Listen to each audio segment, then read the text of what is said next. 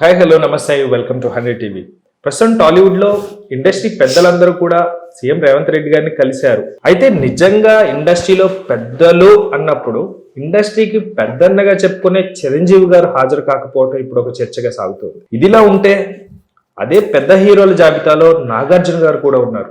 అంటే రీసెంట్గా ఆయన ఎదుర్కొన్న గడ్డు పరిస్థితులు కూడా ప్రభుత్వం నుంచి డైరెక్ట్గానే ఆ చేదు అనుభవాన్ని చవి చూశారు నాగార్జున గారు. ఈ నేపథ్యంలో కొంత గ్యాప్ తర్వాత ఈరోజు నాగార్జున గారు కలవటం, అలాగే చిరంజీవి గారు సమావేశానికి రాకపోవడం, సో ఎలా చూడాలి, అక్కడ ఏం జరుగుతుంది, ఆ సిచ్యువేషన్స్ గురించి మనతో మాట్లాడడానికి సినీ జర్నలిస్ట్ జగదేవ్ గారు ఉన్నారు.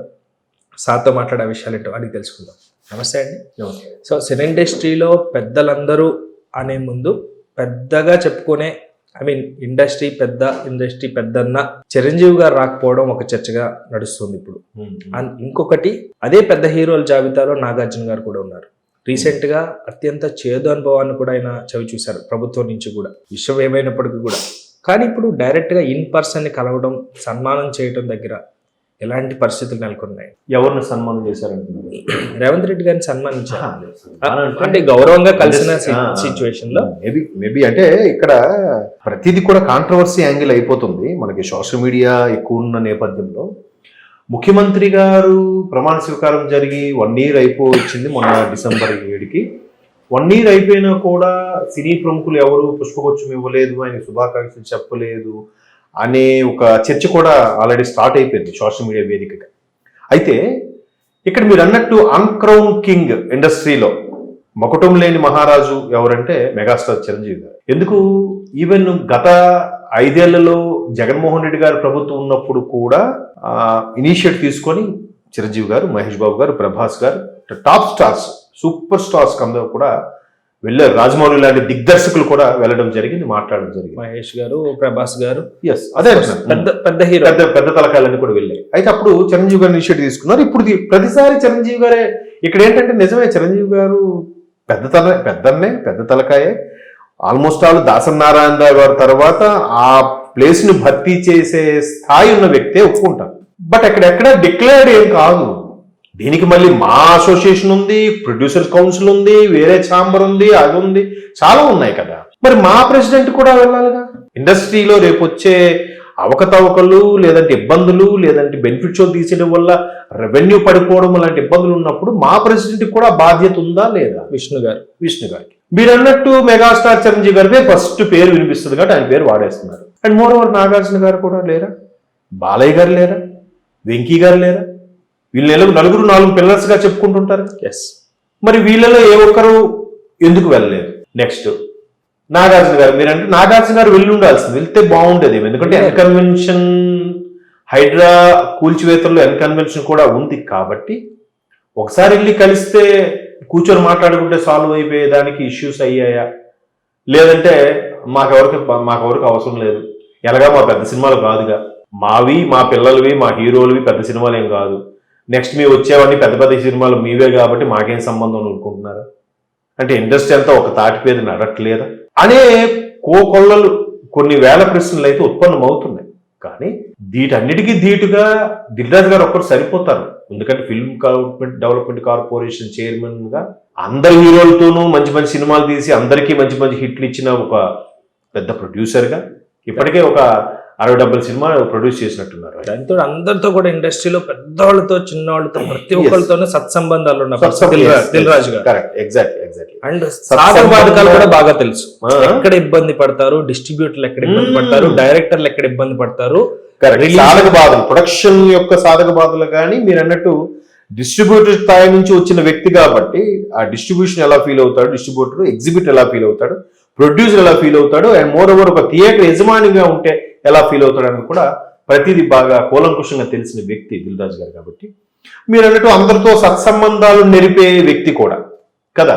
సో ఆయన వెళ్ళి మాట్లాడారు. ఇప్పుడు ఎందుకు వెళ్ళలేదు అనేది ఎవరి ఇష్టం వాళ్ళది. ఇప్పుడు నాగార్జున గారు వెళ్ళారు అనుకోండి, మళ్ళీ మీ మీడియా ప్రెస్ మిత్రులే అంటారుగా, ఈయన ఎన్కన్వెన్షన్ కూల్చాడు, దాని గురించి మాట్లాడకూడడానికి ఈయన వెళ్ళాడురా అంటారు. ఇప్పుడు విషయం అదే. చిరంజీవి గారు వెళ్ళారు అనుకోండి, నెక్స్ట్ రామ్ చరణ్ పెద్ద సినిమా ఉంది కదా, అందుకే చిరంజీవి గారు వెళ్ళారా?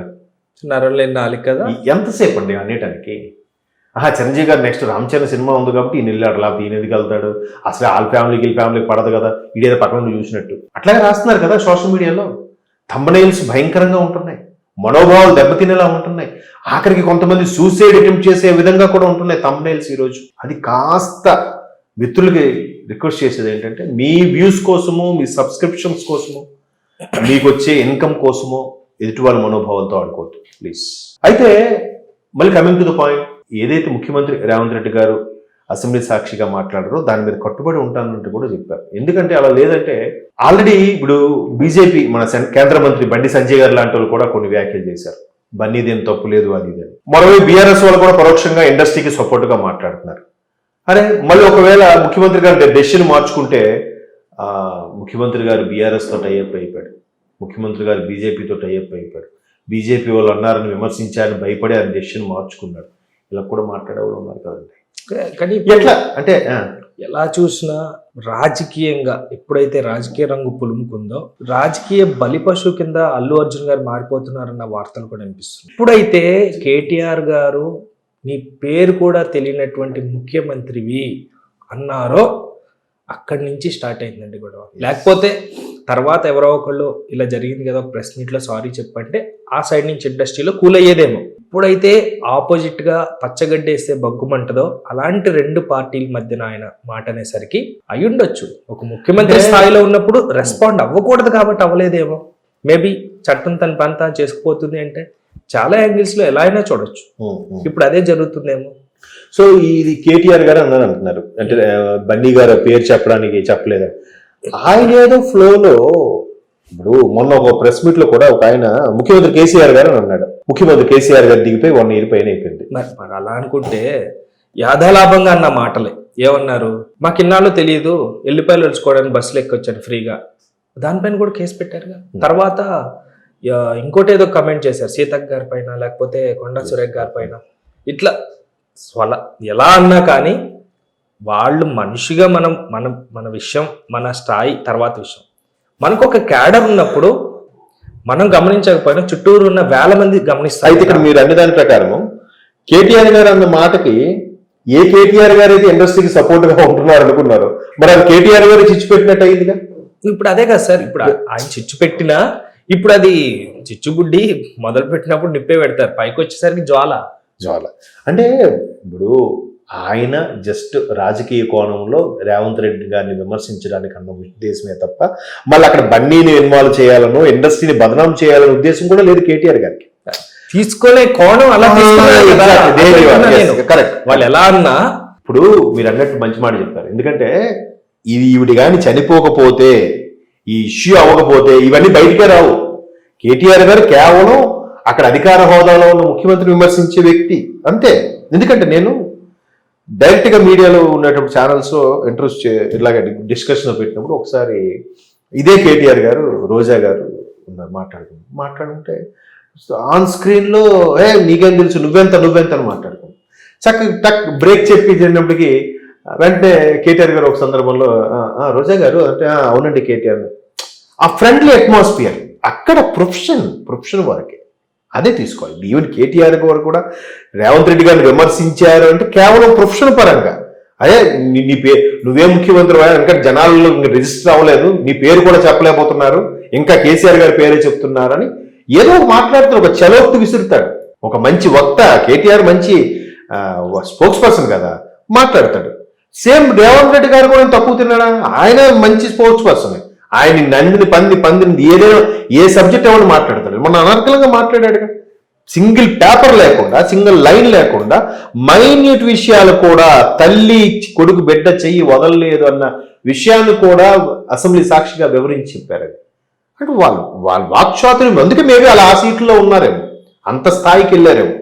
సో దాన్ని ఎప్పుడైతే ఇక్కడ పొరపాటు జరిగిందో బన్నీ గారికి ఫస్ట్ కేటీఆర్ గారే చిచ్చురా రగిలించారా అన్నట్టుగా వెళ్ళిపోతుంది. కానీ అది అసలు ఆ కోణమే కాదు. అలా అనుకుంటే ఇండస్ట్రీలో ఉన్న చాలా మంది వ్యక్తులకి కేటీఆర్ గారు ఎంత క్లోజో, ముఖ్యమంత్రి అనే విషయం కాసేపు పక్కన పెడితే రేవంత్ రెడ్డి గారు కూడా అంతమందికి చాలా క్లోజ్. అది కూడా చర్చలోకి వచ్చింది. నేను చిన్నప్పటి నుంచి కలిసి తిరిగే ఈవెన్ రేవంత్ రెడ్డి గారు కూడా ఒక విధంగా యువ ముఖ్యమంత్రి కాబట్టి ఇంచుమించు కేటీఆర్ గారికి వీరికి కొన్ని ఏళ్ళు తేడా ఉంటుంది. అలాంటి వాళ్ళు మొదటి నుంచి టీడీపీలో ఉన్న రేవంత్ రెడ్డి గారు కానీ ఇప్పుడు కాంగ్రెస్ లో రేవంత్ రెడ్డి గారు కానీ మొదట టీడీపీకి చెందిన నాయకుడు కుమారుడైన కేటీఆర్ కదా, మరి కేసీఆర్ గారు టీడీపీ నాయకుడు కదా ఒకప్పుడు.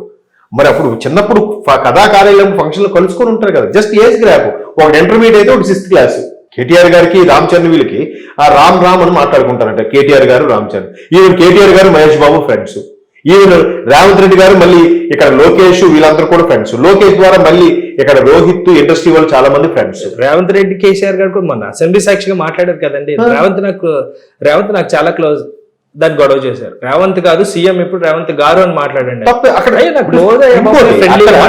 అక్కడ కేసీఆర్ గారు రేవంత్ అన్న తప్పేముంది? రేవంత్ గాడు గీడు అనలేదు. పొజిషన్ కి వాల్యూ ఇవ్వాలి లేదు, అది తప్పులేదు నా ఉద్దేశం. ఎందుకంటే ఇవాళ రేపు కార్పొరేట్ కల్చర్ ఎలా ఉంది?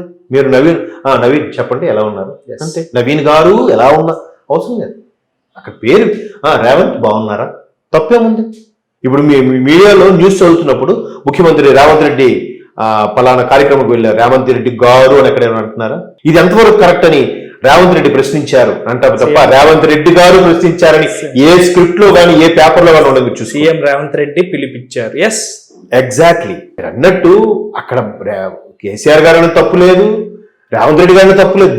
దీన్ని కొంతమంది స్వలాభం కోసమో అక్కడ సిచ్యువేషన్ ని హీట్ ఎక్కడం కోసమో వాడుకుంటున్న ఒక సౌలభ్యం మైండ్ లో టచ్ అవ్వాలి అంతే. కాబట్టి చిరంజీవి గారు వెళ్ళారా, నాగార్జున గారు ఎందుకు వెళ్ళలేదు? బాగా మళ్ళీ చూడండి, ఇక్కడ చిరంజీవి గారు టాపిక్ వచ్చింది, నాగార్జున గారి టాపిక్ వచ్చింది, కానీ వెంకీ గారి గురించి బాలయ్య గారి గురించి ఎవరు మాట్లాడరు. వెళ్ళిపోయింది కదా, వెళ్ళారు వెళ్ళరు అని కూడా మాట్లాడరు. ఎందుకు మాట్లాడో తెలియదు, వీళ్ళనే హైలైట్ చేస్తూ ఉంటారు. రాజమౌళి గారు ఉన్నారు, మరి అలా అంటే రాజమౌళి గారు లాస్ట్ టైం జగన్మోహన్ రెడ్డి గారి దగ్గరికి వెళ్ళారు, కానీ ఇప్పుడు రాలేదు. దర్శకుడు అయ్యాడు. సో ఇవి ఏంటంటే అవన్నీ చర్చకి వస్తాయి తప్ప కక్ష సాధింపు ఇండస్ట్రీకి సంబంధించింది ఏమీ కాదు. ఇది సున్నితమైన అంశం కాబట్టి ఆయన సెన్సిటివ్ గా వేరే యాంగిల్లో మాట్లాడడం, ఒక విధంగా మీడియా రగిలించడం వల్ల జరిగిన ఇష్యూ తప్ప ఏమీ కాదు. మెల్లమెల్లగా సర్దుమలుగుతాయి. వేడి చల్లారాక అన్ని బాగుంటుందని నా అభిప్రాయం. Right, thank you so much sir. Thank you. So ఇవి ప్రస్తుతం టాలీవుడ్ ఇండస్ట్రీలో నెలకొన్న పరిస్థితులు.